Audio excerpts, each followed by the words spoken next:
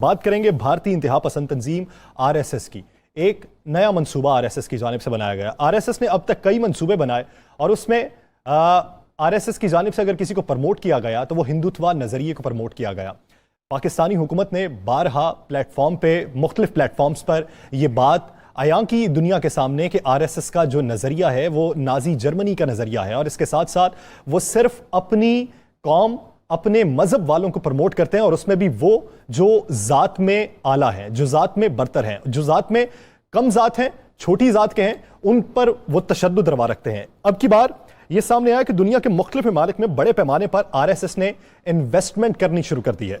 राना साहब, ये इन्वेस्टमेंट किन पे की जा रही है? क्या हिंदू ताजरों पे की जा रही है? और अगर की जा रही है तो इन्वेस्टमेंट का बेनिफिट क्या मिलेगा आरएसएस को? देखिए, ये जो इन्वेस्टमेंट की जा रही है, ये चूँकि मैं एक तो क्लियर कर दूं कि आरएसएस को इसका ये बेनिफिट मिलेगा, अगर वो डायरेक्ट पैसे आते हैं उसे, तो वो समझते हैं, वो ये कहेंगे कि ये पैसे जो है बाहर से आ रहे हैं, फंडिंग के अलावा आते हैं पैसे, तो वो किसी सूरत में भी उसे चैलेंज किया जा सकता है। और जब चैलेंज किया जा सकता है तो इंटरनेशनल कवानीन के तहत, चूँकि वो आएगा दहशतगर्दी के ज़ुमरे में आएगा, मनी लॉन्ड्रिंग के ज़ुमरे में आएगा, भी नज़र में आएगा। अब इन्होंने क्या किया कि आरएसएस ने और रा ने ये मुश्तरका एक प्लान बना। उस प्लान के तहत इन्होंने बाकायदा उन ममालिक में जहाँ पर भारत का कारोबार बहुत ज़्यादा है, यानी भारतीय लोगों की इन्वेस्टमेंट बहुत ज़्यादा है, वहाँ पर हिंदू जो मुख्तलिफ कारोबारी तबकात के लोग थे उनको बहुत भारी पैसा दिया। उनको पैसा देने के बाद उन पर इन्वेस्टमेंट की, उनके कारोबार के अंदर अपना बड़ा पैसा लगाना शुरू कर दिया, शेयर्स कर दिया। और उनको ये टारगेट दिया गया कि आपने दो काम करने हैं। एक, वो क्या करते हैं कि सबसे पहले उनको कहा गया कि आप ऐसी एनजीओज बनाएं जो एनजीओस मुसलमानों के ममालिक में काम करें मुसलमानों के खिलाफ, जो एनजीओस बज़ाहिर तो लगे कि मुसलमानों के हक में है, किसी ने मजलूम आदमी की मदद कर रही हैं, लेकिन उसमें मुसलमानों के खिलाफ कोई ना कोई काम हो। उन एनजीओस को खास का टारगेट जो दिया गया, वो दिया गया टारगेट कराची यानी केपी के, सिंध और बलोचिस्तान, 3 जगहों का उन्हें टारगेट दिया गया कि पाकिस्तान के अंदर इन 3 सूबों को आपने टारगेट करना है। अब वो एनजीओस जो है, वो उन एनजीओस की टोटल फंडिंग वो हिंदू जो बड़े कारोबारी शख्सियात है वो कर रहे हैं। इन पर इन्वेस्टमेंट की गई हिंदू कारोबारी शख्सियात पर, उन्होंने कारोबारी शख्सियात ने वो पैसा जो है इनको इस तरह देना शुरू कर दिया कि वो पैसा बतौर फंड आता है।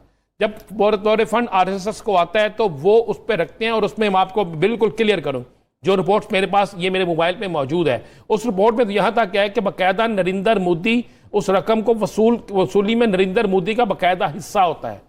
और उसके बाद ये सारा जब प्लान चलता है, जब वो पैसा भारत में आता है तो भारत में इन्होंने बाकायदा 5 अरब से ज़्यादा रकम जो है महाना की वो रखी हुई है उन हिंदू जुनूनियों के लिए जिन्हें सिर्फ एक टारगेट दिया गया है कि मुसलमानों की मसाजिद, मुसलमानों के इलाकों में किस तरह दंगा फसाद करना है, मुसलमानों को किस तरह ख़त्म करना है, मुसलमानों के ख़िलाफ़ किस तरीके से काम करना है। और 3 अरब रुपया सिर्फ उन्होंने मकबूजा कश्मीर के अंदर मुसलमानों के ख़िलाफ़ रखा हुआ है। वहाँ पर भी आरएसएस के गुंडे जो हैं वो उस पैसे को इस्तेमाल किस तरह करते हैं, उनके ज़रिए क्या क्या लिया जाता है, किसकी कितनी तनख्वाह लगी है, किसकी कितनी तनख्वाह नहीं लगी। और हम अपने प्रोग्राम में ये खबर भी ब्रेक कर दें कि बाकायदा ये रिपोर्ट में शामिल है कि पाकिस्तान से तल्लुक़ रखने वाला एक ऐसा लीडर जो इस वक्त बरतानिया में मौजूद है, जिसने पाकिस्तान के अदारों के ख़िलाफ़ हमेशा गलीज़ ज़बान इस्तेमाल की, उसको जो फंडिंग हो रही है वो बाकायदा 3 भारतीय ताजर पैसे देकर आते हैं, जिसके सबूत उनके पास मौजूद हैं, अदारों के पास सबूत मौजूद हैं। जब इस पे इन्वेस्टिगेशन हुई तो पता चला कि ये तीनों जो भारतीय ताजर हैं ये बहुत बड़े मारूफ ताजर हैं और इनका बरतानिया और एक का अरब ममालिक के अंदर कारोबार है। उसमें ये बाकायदा पैसे दे के आते हैं। ये रकम जो होती है ये आरएसएस की तरफ से उनको जाती है कि वो उनके लोगों को किस तरीके से सिंध के अंदर सपोर्ट करेंगे।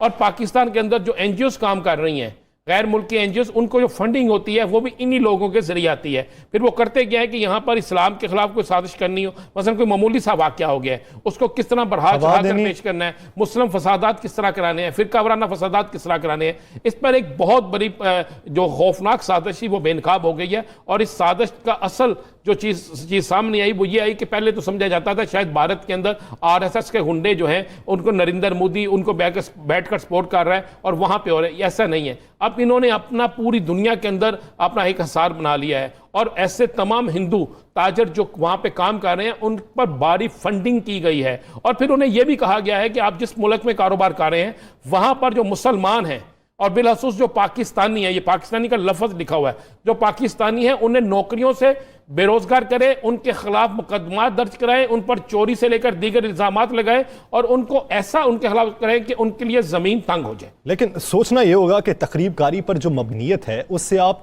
वक्ती फायदा तो उठा सकते हैं, लेकिन ये याद रखिए कि आप जिस राख पर चिंगारी को हवा देने की कोशिश कर रहे हैं वो आग आपके कपड़ों तक भी आ सकती है।